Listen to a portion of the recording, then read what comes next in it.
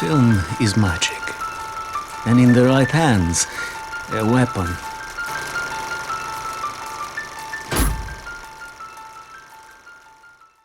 سلام، من پگاه بهرامیان هستم و تو این قسمت میخوایم مروری داشته باشیم به فیلم گوزنا ساخته مسعود کیمیایی محصول 1353 به مناسبت پخشش این روزها در جشنواره بین‌المللی روتردام که نسخه کامل و ترمیم شدهش در حال پخشه.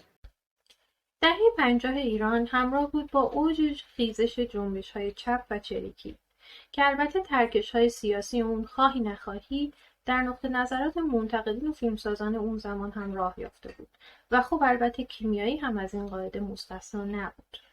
حتی در آن زمان برخی از منتقدین به فیلم‌های کیمیایی بار سیاسی الحاق می‌کردند.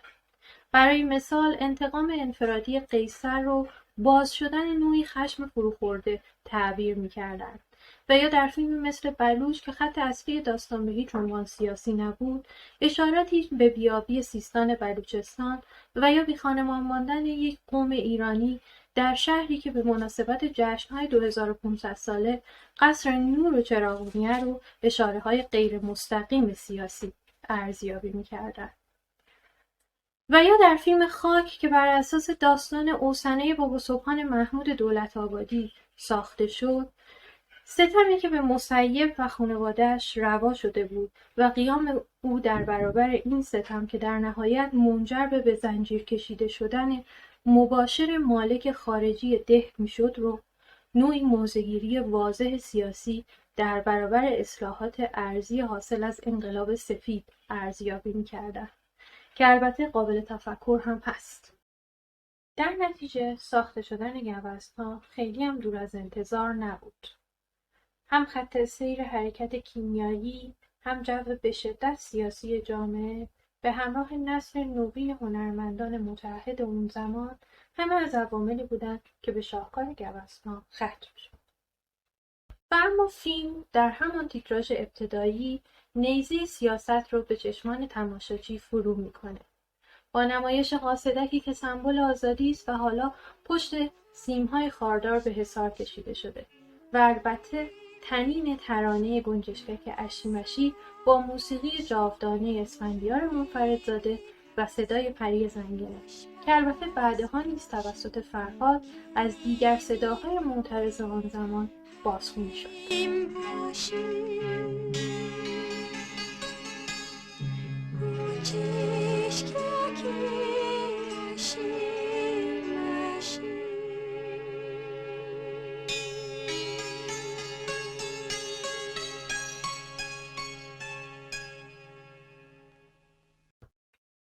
در ادامه شروع کوبنده فیلم قدرت رو می‌بینیم با شمایل تیپیکال چریک‌های اون زمان.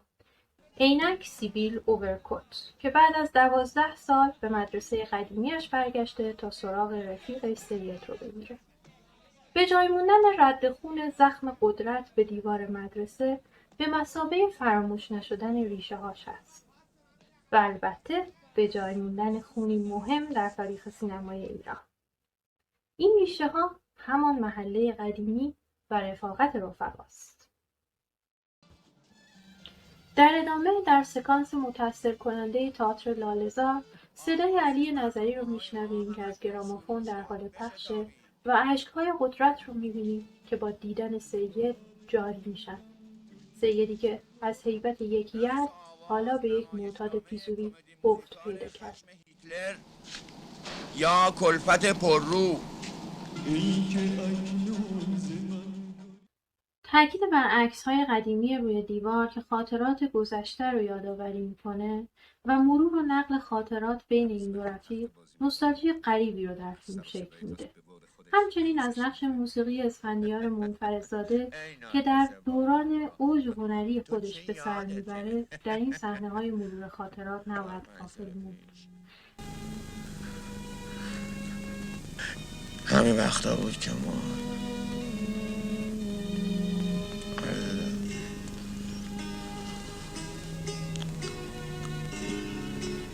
خدا بیامرزتش.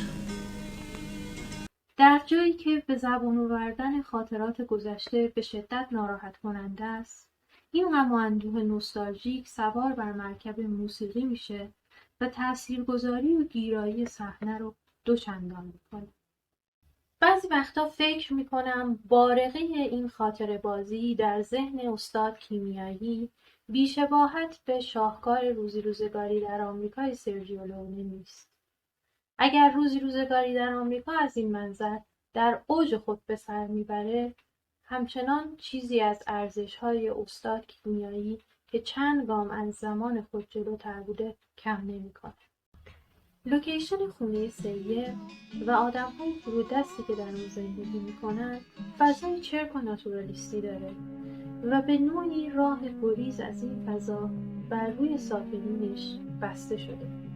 سکانس‌های متعددی که از قدرت در قاب پنجره می‌بینی، به خصوص سکانس خواستگاری که به بیماری سر داماد ختم میشه، تأکیدی بر همین نبود راه گریز.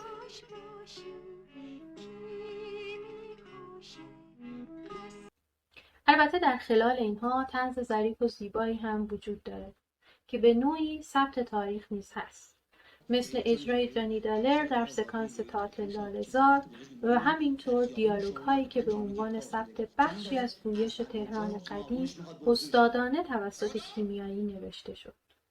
همه اینها دست به دست هم داد تا گوزن‌ها تبدیل بشه به نقطه اوج سهمی کارنامه کیمیایی. اما مهمترین مسئله که با بینش چریکی فیلم هم انطباق داره، استحاله سید توسط قدرته که انقدر مشت به دیوار میکوبه تا سید تحت تأثیر او زامندار دست سفید کار زنجون رو برداره تا فرمایش قدرت رو بهش جامعه عمل بپوشونه که اون چیزی نیست جز از بین بردن هروئین فروشی که جوانای مملکت رو اخته کرده. چرا که قدرت باور داره با مرگ هروئین فروش از تداوم اضمحلال نسل جوان جلوگیری کرده و ریشه تباهی خشکونده میشه. در ادامه سکانس اختتامی است که فیلم رو در نقطه اوج به پایان میبره.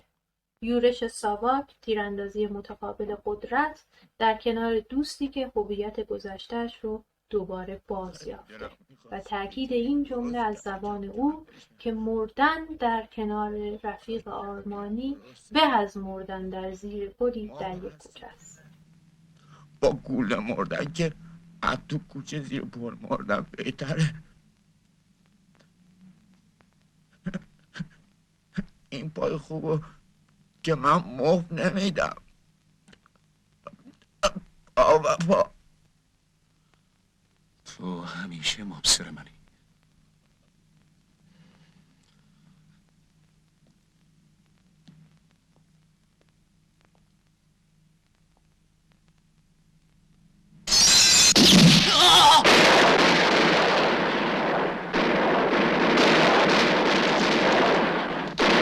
و در نهایت انفجار خودخواسته در اتاق که خواست کارگردان بود و یا ناخواسته مشابه با واقعه مرگ امیر پرویز پویان از بنیانگذاران سازمان چریک‌های فدایی خلق در همان سالها شد که در خیابان فره‌آباد ژاله چهارراه کوکا رخ داد. همه اینها باعث شد تا فیلم برای اکران عمومی دچار مشکل بشه و توسط ساواک سانسور بشه و حتی پایانی برای اون مجدداً فیلم برداری بشه تا به قول خودشون بار سیاسی از فیلم حذف بشه. در صورتی که طرفداران فیلم همون موقع به درک موضوعی رسیده بودن، چرا که سیاست در تار و پود فیلم نهفته است و با این فشارها قابل گسست نبود. کما اینکه پچ‌پچ کسانی که نسخه کامل فیلم رو در جشنواره فیلم تهران دیده بودند سینه به سینه نقل شد و باعث شدش که ذوق و شور و هیجان تماشای فیلم رو دوچندان بکنه. اما در نهایت باید بدونیم الان بحث بر سر درستی یا نادرستی این باورها نیست، بلکه بحث بر سر تاثیرگذاری، قوام و یک دستی یک اثر هنریه.